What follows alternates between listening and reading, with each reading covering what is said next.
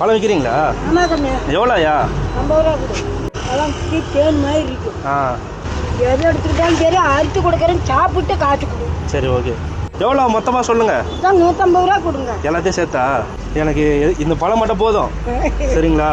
பாரு இதில் 300 ரூபா இருக்குது. இந்த பழம் மட்டும் எனக்கு போதும். நீங்கள் வச்சுக்கோங்க செலவுக்கு. வேண்டாம் சாமி. ஏன்? ஐயோ வேண்டாம்ப்பா. பரவாயில்லையா? வேண்டாங்க. ஐயா இங்கே பாருங்க, சாமி நான் உன் பேரனை நினச்சி கொடுக்குறேன். சரிங்களா? நான் உன் பேரன் கையை கும்பிடக்கூடாது. சந்தோஷமா நீங்கள் ஒன்று எடுத்துட்டு சாமி. இல்லை ஐயா, போதும் போதும், இது ஒன்று போதும். வீடு சாப்பிட்டு அழுவாதீங்க. எதுக்கு அழுகுறீங்க? என்ன கொடுக்குறீங்களே நேரத்துக்கு உங்களுக்கு வாட்டி கொடுக்கணுங்க. சரி சரி ஐயா. இல்லை இல்லை ஐயா, போதும் போதும் ஐயா, போதும் ஐயா, அழுவாதீங்க. கண்ணு தொடங்க.